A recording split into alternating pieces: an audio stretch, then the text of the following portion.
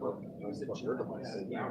Basically, the late 60s through the 90s. So kind of like the Great Gatsby, or what? No. It's not a novel. It's like dude.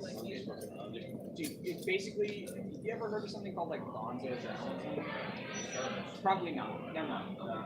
So basically, he made himself a character in his work as a journalist, and he got super fucked up on like every drug under the sun, and was hysterical and just super critical of like U.S. and our government and Richard Nixon and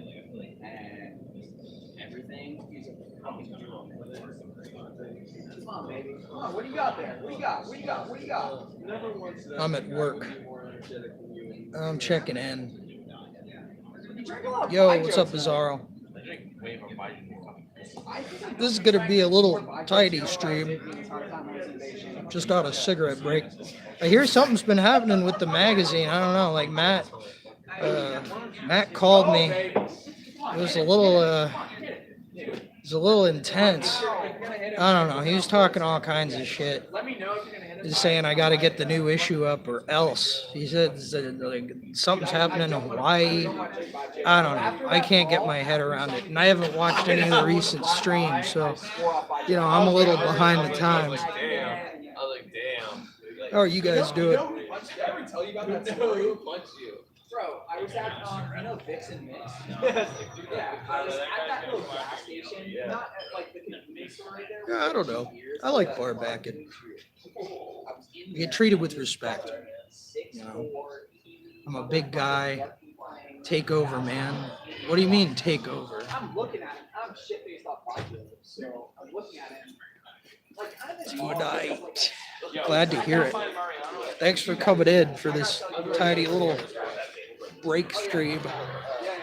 Just in the freezing weather, having a cigarette.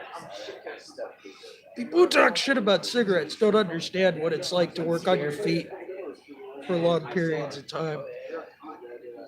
The Islanders are taking over? Like the people from Hawaii? Like Donald? No way. That meat cutter? No way. Get like a good lens flare effect on this cigarette. It looks like J.J. Abrams has directed this thing. I don't know. That's a cheap joke, but I'm tired, on my feet. This is like, almost 2 a.m. RP. Role playing? You like role playing? Oh, motherfucker, we got the new issue locked and loaded in the chamber. I think it's gonna fire off next week. And I'm really looking forward to you guys getting a chance to see it. This issue's been a long time coming, and it's not gonna be as big and ornate as I want it to be, because Matt's right, I'm a perfectionist. You gotta just pull the trigger at a certain point. But we're hoping to do a lot of issues this year, not just last year we did 0 issues. We're gonna do more than that. No, this is gonna be the online one, Bizarro. This is gonna be free. This is an issue for the people. Share it with your friends. Give it to your enemies. Like I said, I like Barbacking, but it's exhausting work. You get a nice fat envelope of cash every week, plus tips.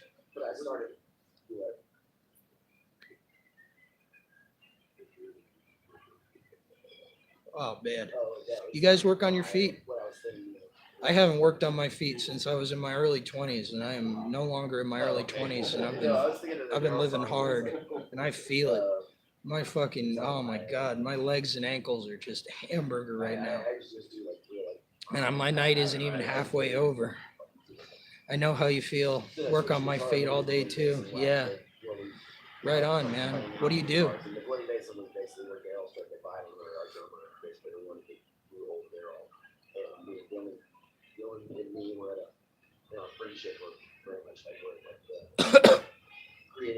I'm in the restaurant industry too, man. I feel you. Dresden Clark Graves. Hey, nice to see you, Dresden Clark Graves.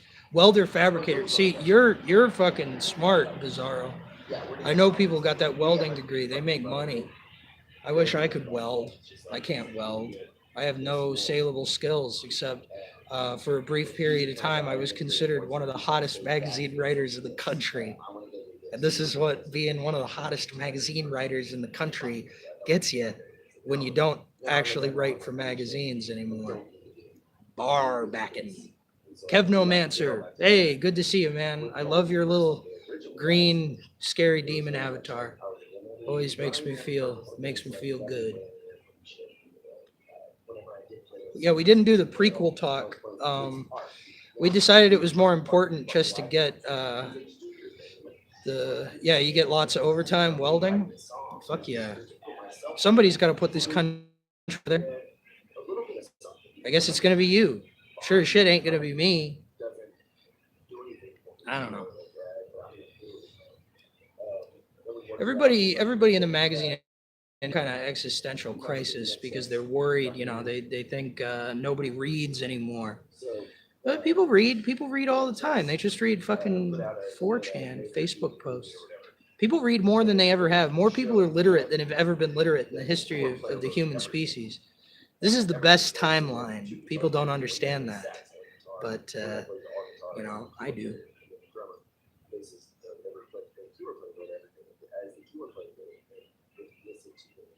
Jesus, man. I was just overhearing that guy talk about Hunter Thompson. I loved Hunter Thompson. I got an opportunity to interview his widow once, and I didn't take it. I was too scared. She wanted to talk about the CIA's involvement in his death. I don't have it in me. I don't have it in me to be the guy that writes that story. I mean, maybe I do. Maybe she's still game, but it's been a while.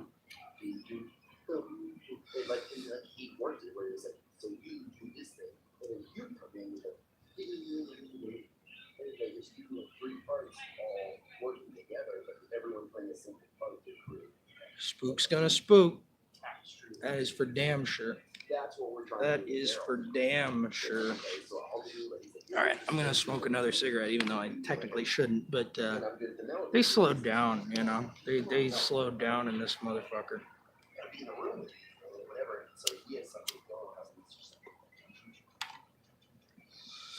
I know, right? In many ways, it was the interview that I'd wanted to get my entire life. I was obsessed with Hunter Thompson when I was in high school. And I very much went into that gonzo kind of mindset, right? I did a lot of LSD. But the thing is, there's something really inauthentic about that whole thing. And I agree with Thompson on guns, but I do not have the reverence that he has for the baby boomer generation and the United We Doth. Fucking good to see you, man. I do not have Hunter Thompson's reverence for the baby boomers or the social movements of the 1960s. I do not. I used to, but I feel like everybody of our generation has to be pretty disillusioned about the fucking baby boomers because of the raw goddamn deal they dealt us. We ride the crest of a high and beautiful wave, and I'm very glad for them that they got to, ride the crest of that high and beautiful wave. But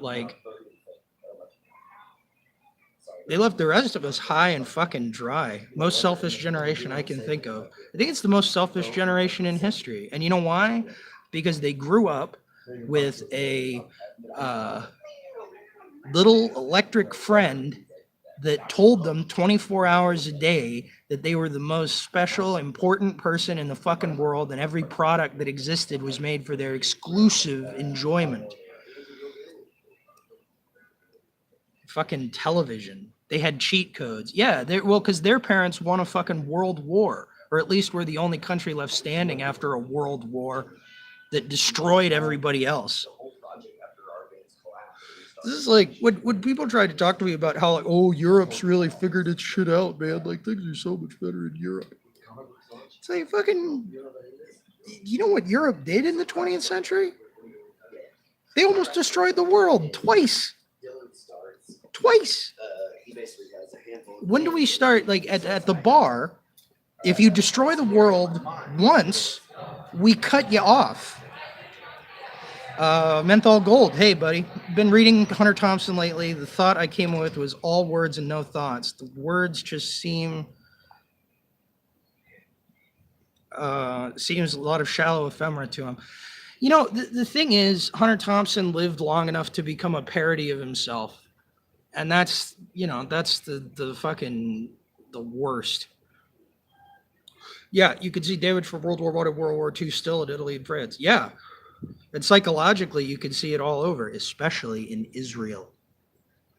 The bar cleared out right when I said that. The backyard cleared out. But Hunter Thompson, like Fear and Loathing in Las Vegas, Fear and Loathing on the Campaign Trail, and especially the stuff that he wrote in the 60s for The Observer, which is not gonzo. It's just journalism that he might have fabricated. But journalists fabricate things. We're adults. We know that the journalism is as much a forum for fiction as any other form of popular writing.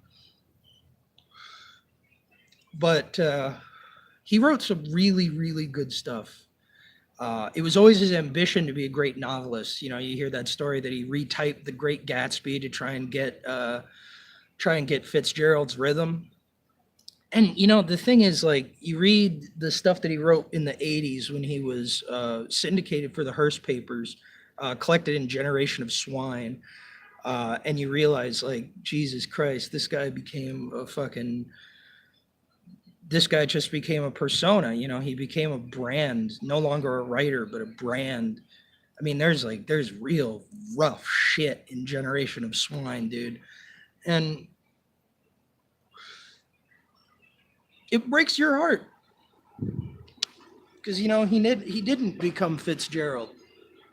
You ever read his novel, The Rum Diary? Anybody read The Rum Diary out there? I guess he wrote another one, The Curse of Lono, in the early 80s, which I haven't read, but I read The Rum Diary, and it sucks.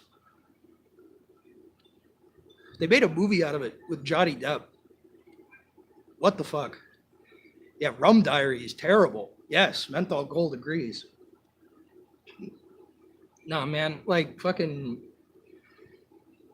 what do you do with that, when you have a writer who's like, yeah, I haven't seen the movie Dresden Clark Graves. Maybe worse. Yeah, it looks like they put this thing in it where it's like about the power of journalism all of a sudden, which I don't recall the book being about the power of journalism so much as the power of rum. But John Depp is going to do what John Depp does. I don't know. I kind of feel bad for Johnny Depp now. Because I read that Rolling Stone profile where they just fucking take him apart, call him an asshole for fucking 15 pages. I mean, I don't know. I don't hate anybody enough for them to be like profiled negatively in Rolling Stone. Yeah, the book made journalism out to be a huge farce. A lot of worldly degenerates pretending to work. Yeah, exactly. I mean, I would be a journalist today if it was still a bunch of worldly degenerates pretending to work. But that's not what we got. Gosh, Don, are you at work? I don't want you to get in trouble, my G. I'm gonna finish this cigarette and then we're gonna call it a night. But I wanted to check in, and like I said, I got some real confusing phone calls from Matt. I mean, he said he was like locked in a basement. I don't know. Yeah, Goldbrick or Don. Goldbrick and Streams. What hours you working, my dude? Fucking 6 p.m. to 7 a.m. 6 p.m. to 7 a.m. on my feet the whole time. Except for what I joined you fine gentlemen for a tasty cigarette. Damn graveyard. Oof. Oof is right. Yes, Dorsey. I probably mispronounced that. What's your job? I'm a writer. But no, right now I'm barbacking. Hope we made your night a bit better. You absolutely did, Kevnomancer. Absolutely. All right. This Eve Dorsey, it's cool.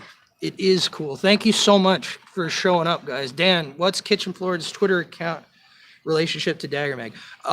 That's Jared Grafton Long. He has a site called Brass War Insect. Alex Johnson, love my Hide Wars app. Thank you. It was a real experience, fucking shooting Hide Wars, working with Sam Hyde, fucking highlight of my life. Great shit. All right, what was I talking about? Fuck. Shit. I can't recall. Oh, is Sam really that crazy, for lack of a better word? Sam is a fucking unique individual. That's all I will say about craziness. Craziness is in the eye of the beholder. And I don't think anybody with, like, if Sam Hyde had fucking normal brain chemistry, I wouldn't be interested in what he has to say. He's a fucking unique guy. And there's a lot that goes into that. And I can say that he's always treated me equitably and fairly. But I will say that we did not work normal business hours. But that's part of it. Not interested in Dagger without Don Jolly, Sir Hat. Oh, thanks. Wait, is there a chance that I'm going to get fired?